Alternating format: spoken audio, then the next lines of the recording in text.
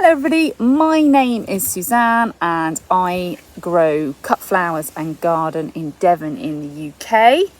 And on my channel you will see videos about arranging flowers, making bouquets and bunches, maybe floral projects for local village fetes and things, as well as lots of gardening. And it does vary a lot as the season goes on. So at the moment there's an awful lot of flower arranging because obviously my flower season is April to September, so now I'm making bunches and there's lots of local village flower produce shows and things coming up. And then in the spring and the winter, there's an awful lot of the gardening prep and organisation that goes on behind that. Believe it or not, it's organised chaos. But anyway, if you like that type of content, welcome along. Thank you for joining me. And I'll tell you what this week's video is all about.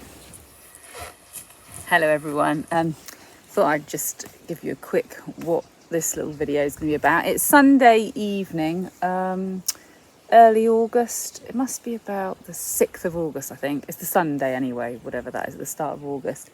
And I haven't done any gardening this weekend at all. Well, that's a lie. I haven't done any of my own gardening this weekend. I've actually been and done a project for a lovely lady who lives locally, and I've just been and done some gardening for her today. So I haven't got anything done here, and it will show. So I'm going to do a tour. Bear that in mind. There's so much I need to do, but I always find at this time of the year now, I start to get a little bit lapsed on things. So like the sweet peas, I'm like, I'll just let them go to seed now. So I stop deadheading them. So then I've stopped weeding that bed. I think that's going to be another tunnel actually, but we'll get on to that. So anyway, I'll take you for a little tour around, and I'll put in some pictures of what I did today as well for my friend. I haven't quite finished that project. There's still a few little things to do, but you still might like to see. And I've just whizzed round the cottage garden, and I'll voice over that. The cottage garden. It's just sting nettle, brambly, bindweedy place at the moment, but we'll get there. It's not going anywhere. We'll get there. And the the cutting garden now is getting to that point where there's loads to do because there's biennials I want to get in the ground, so I need to rip up some of the annuals. I want to get mulching. I want to build the new low tunnel. But we've got some absolutely fantastic things still flowering here and here. The straw flowers, the dahlias. Let's go and have a look and see.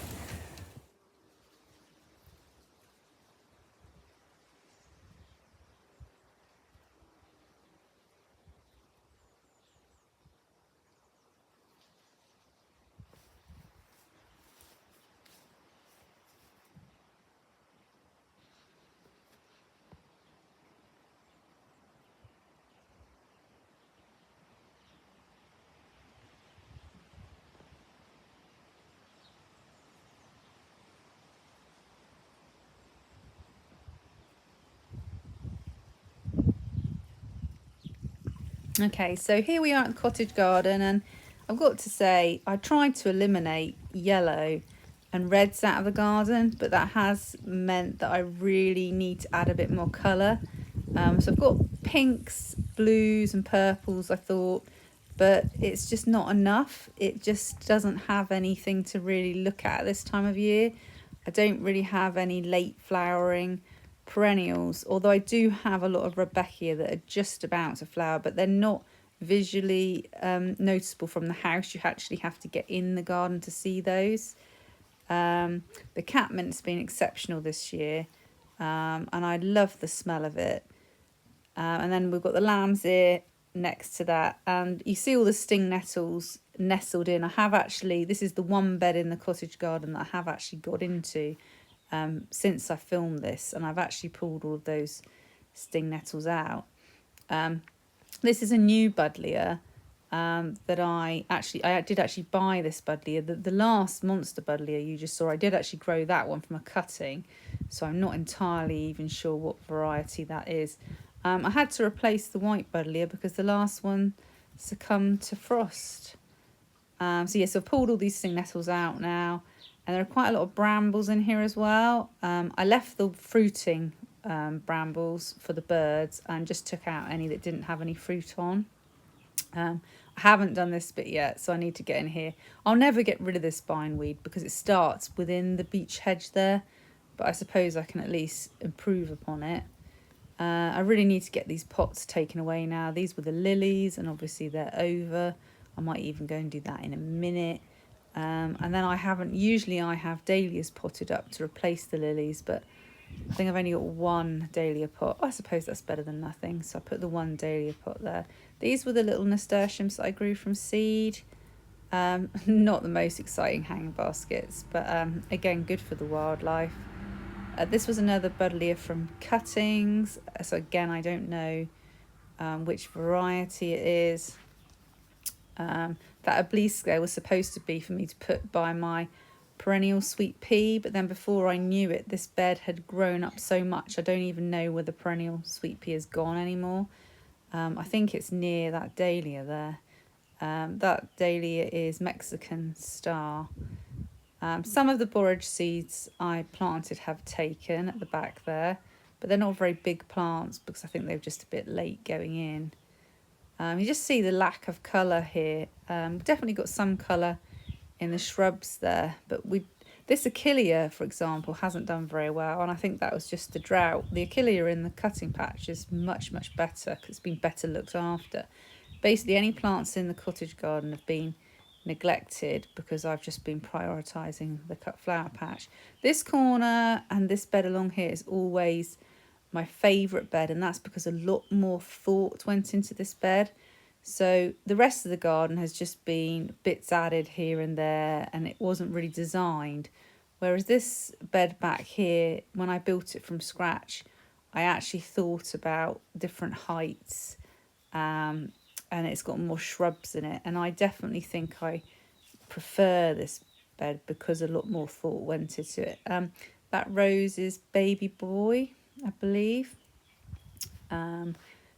Got some fruit coming on the skimmia there. Fats is very happy. The spirea is just about finished now. And then this bed is the one that's about to be the brightest place in the garden because you can't quite see. We can see the bits of yellow, but this is nearly all Rebecca at the back here. So this is going to, is it Goldstrum is one of them, and there is another one in there, I think Goldilocks as well. So they are going to really brighten this corner up here. And then they should mix in really well with all of these nasturtiums down here. Look at that bit of bindweed going up that rose there. I missed that. And look at all these rose hips. That is going to be fantastic. Any rose varieties that I have that have hips, I don't deadhead them because they just give that bit of colour in the tall sting nettle. Oh, there's one of those borages that I sowed from seed. So this is my trays that need to go out now. Feverfew, Canterbury Bells and Dianthus, but that's for the cut flower patch. Oh, and I've got some more baby lamb's ears there. So I need to clear some space in the cut flower patch for those. I've moved some of my other seed trays into the greenhouse because we've had so much rain, they were just getting too wet. And then the mint, I've made an executive decision. It looks really ropey. I'm not going to leave it in the pots this year. I'm going to plant it in the cut flower patch. I know it might go wild and might take over a bit, but I love to use the mint, and I've not really been able to use it because it's just not happy. It's hungry and thirsty all the time. So here we are now, we're in the cut flower patch. Okay, so the bracken is deliberately left because when it goes a nice golden colour, I will cut it down for wreaths. And then in here we've got Dianthus, there's a rather large foxglove there, and some sweet rocket, a bit of feverfew.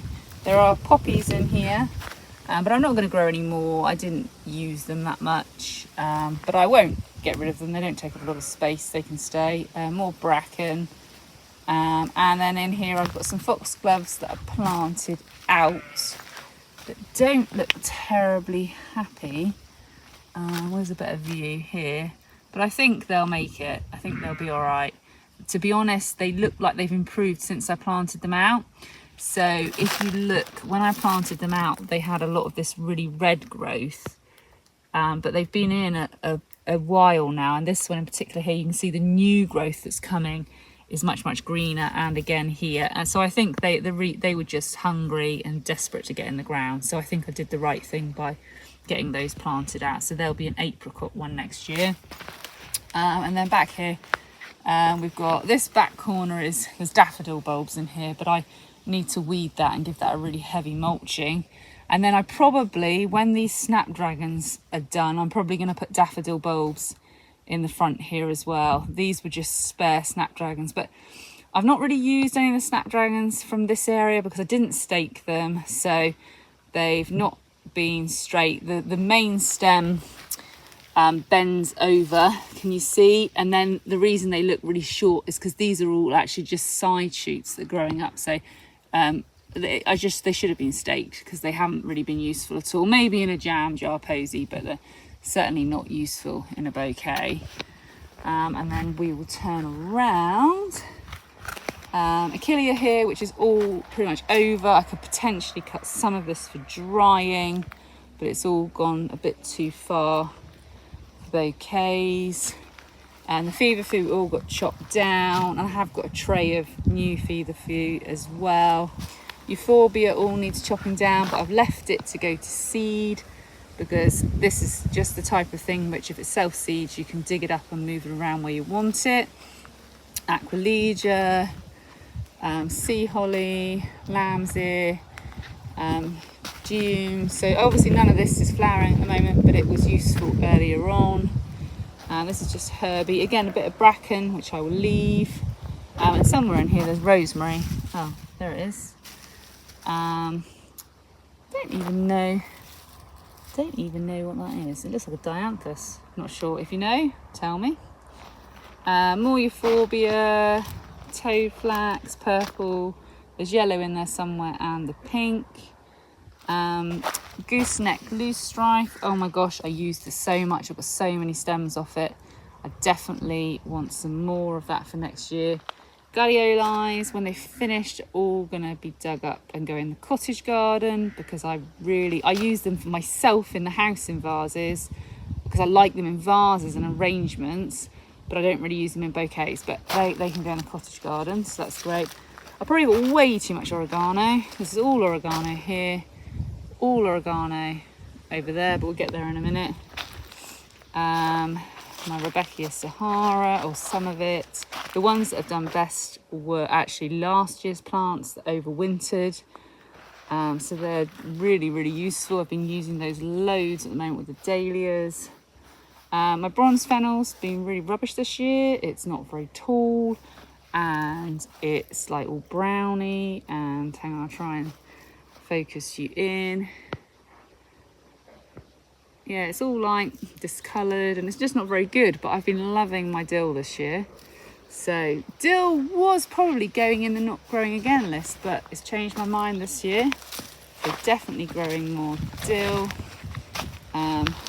Korean mint, or antsy hyssop. Phacelia is probably going in the not growing again. I just found that it just sort of goes to seed so quickly and is unusable when it goes brown, and you have got to cut it so quickly, so I'm probably not using Phacelia again. Scabious summer fruits here, that's lovely. Cornflowers are just sort of coming to their end now. This is one patch, I've got another patch. This was Lavatra, which I dug up, and now these little babies. Oh, so this has been nibbled by the vole, so the vole is still active by the looks of it. 1, 2, 3, 4, 5 perennial scabious for next year. Self-seeded auroch. These are my grasses. So this is the perennial Breeza media. And then these are supposed to be Korean feather reed grasses, but it's not really what I thought it was going to be. So I might move that into the cottage garden because I don't think I'd use it for cutting. Veronica, the obedient plant is just coming in to flower now, which is great because I've got an order for some pinks next week, so hopefully that'll be good for that. My sedums, this sedum is the best one, and it's the only one I don't know which one it is. So the white and pinks have been propagated from nursery grown plants, whereas this I propagated, you know when you see a plant in someone's garden and you say, can I have a bit of that? It was one of those, and it's really much smaller flower heads, and it's absolutely fantastic in bouquets, to the point where I'm almost tempted just to put these ones in the cottage garden and just propagate and have a whole bed of this one, which is what I think I'll do. Perennial phlox, astrantia. There's quite a bit more astrantia in here, but it's not flowering anymore. The Achillea, the pearl, has all gone over now. I should have cut more of it for drying, but I didn't. Lesson learnt. More Achillea. And more feverfoo, and then more gladiolines to dig up and get rid of. In fact, they're all leaning over the path, and we had an awful lot of wind yesterday. If I can, I'll put in a video. If I haven't already put the video in, I'll put in the video of the wind.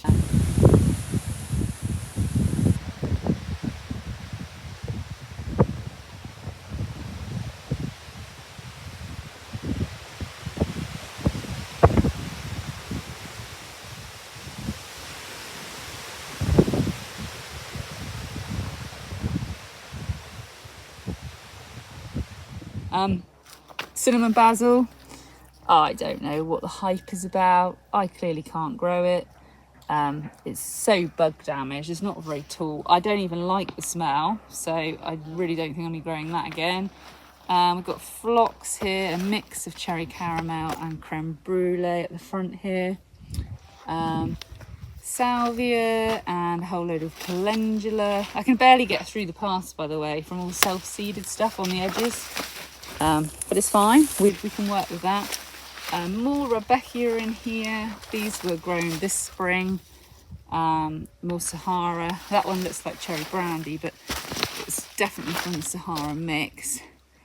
And then you can tell this bed is looking a bit dead now. It's auroch and loads of nigella, which is now going to set seed. And I quite like this seed head from Midnight. It's a different shape, but it's still that dark colour that the Albion black pod gives me. So I definitely think I'll be growing that nigella again. My outside zinnias are nowhere near as good as my inside zinnias. So I've got zinnias in a tunnel, and then I've got these ones outside, which, I don't know, it's actually been eaten. I don't know, the flowers look like they're starting really small. Anyway, I don't think I've cut a single outside zinnia yet, but I've cut loads inside. And then these ones down here, I mean, this is clearly just being eaten, definitely being eaten, and oh dear, I would say that one was dead. Self-sown Cerinthe there, look. And then look at these beauts. I must get out and harvest these. I should really harvest these tonight while it's dry. Lovely straw flowers. And I was really pleased. I used a mixed packet, and normally when you do that you don't get a very good selection of colours. But actually, I'm really pleased. I've got a really good selection of colours. Look at this one. Anyway, these need harvesting. Harvest, harvest, harvest. Need to put that on the top of the to-do list, because if you harvest them for drying when they're too open, they just fully open and then all their pollen goes everywhere and they fall apart. So I need to do that. Anyway, they're looking great. Oh dear, these ones have had it. But they were brilliant. They were brilliant at filling a hole when I didn't have any other round flowers. So that was great. But they could be, to be honest, I could just chop this right back now, which is probably what I'll do. Borage, which I don't use for a cut flower, but it's great for the bees, so that's why it's here. And then we've got our dahlias. So this one is under Mystery Fox. Brown sugar has been not very productive at all. I think I've had 2 flowers off of brown sugar, but Zanduk Mystery Fox is always a productive one, and it is again this year. Oh dear. This is Colonel Bronze, but he's snapped off for some reason. But yeah, Zandet Mystery Fox is being the most productive of that colour. Oh dear, this one's done it as well. Do you know what? This might have been the wind yesterday. I'll put the picture in. It was extremely windy. I suspect that's what's... And in fact here, this whole branch... Is that whole branch snapped? Oh. Oh no. Oh, I think it's still attached. It might be worth me tying that to that post in a minute. I think I will. I'll go and get some string and tie that in because that's a yellow Jill. And again, oh, hang on. Focus. Yeah, that's a yellow Jill and it's been really useful. So we'll tie that in. Self-sown amaranthus. Again, because it's self-sown, it is huge. It's not on a very usable stem because it just grew where it wanted to. The wine-eyed Jill also, but the yellow Jill hasn't all come right. I've got loads of these just pure yellow, which although you would think I wouldn't want that, oh my god, it's prolific. I've used it so much, so you know it's not what I wanted, it's not what I ordered, but it's not. I had another yellow Clearview Daniel, which didn't have any orangey tone to it, so it was a bit bright, but this one's just got a very slight orangier tone to it, and so I get away with using it. Through the Auric to Karma Naomi, she's here. Not a great dahlia for cut flowers, only because of the weather. She gets really, really bruised and damaged, but if you had a really dry spell, oh, she's a cracking colour. I'll try and put a picture of a bouquet that I used her in. Oh gosh, she's absolutely delightful. Joshua Joey's not what colour I thought he was going to be, but I still quite like it. I thought it was going to be much more of an orangey red. It's a really purpley pinky red. And then this going down this way is exactly the same. So they just mirror each other on the other side. Okay, so the roses have finished now, but they've got some really nice new growth on them, which is lovely. More self-seeded. Look at this one. I'll try. Hang on, I'll turn you around. You can see.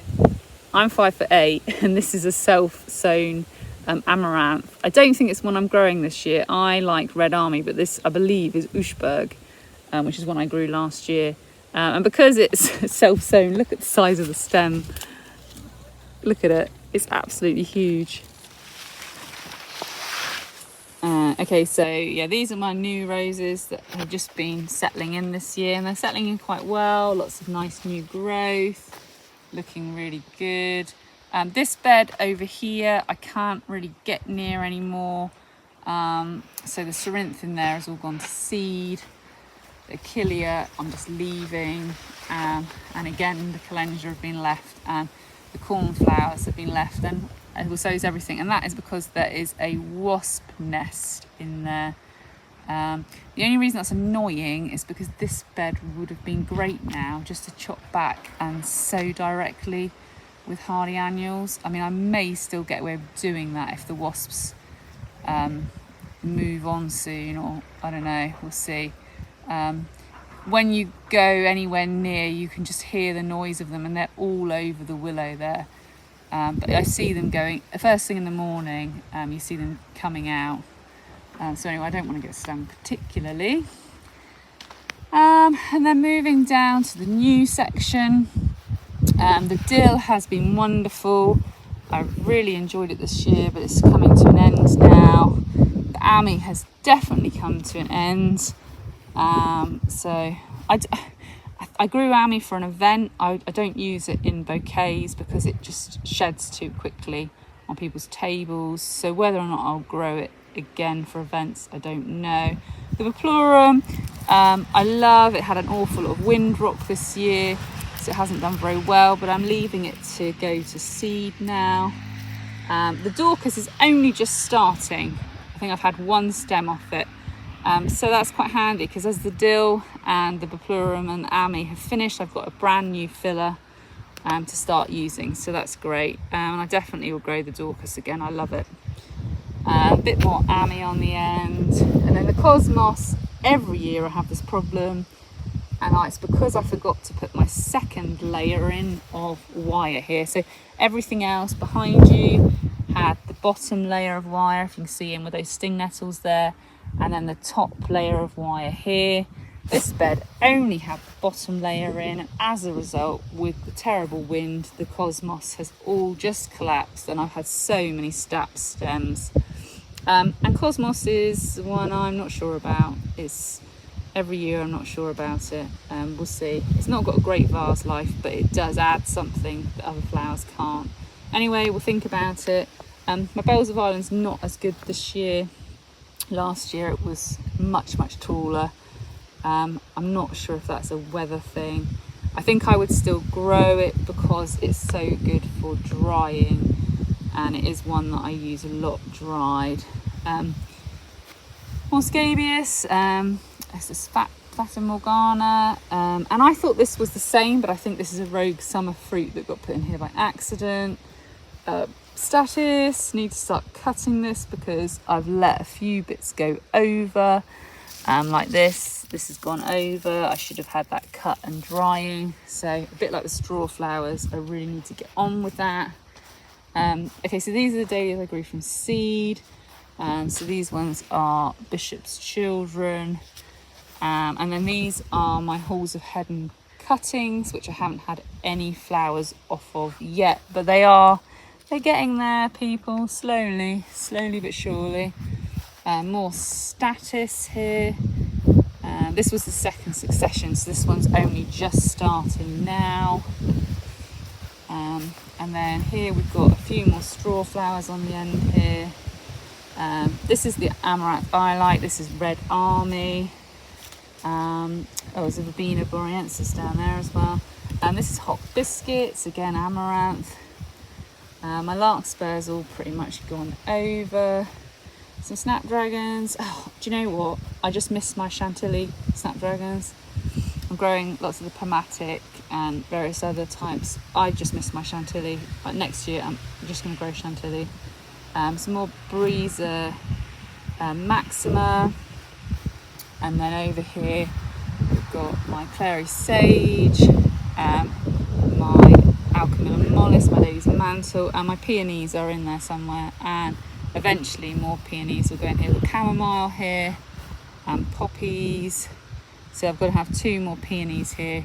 And then Hibiscus, which again has just started flowering now. Sweet peas have had it, and the whole bed has had it. It all needs ripping out. It's leaning, like the Leaning Tower of Pisa. I've got some self-sown tomatoes in here.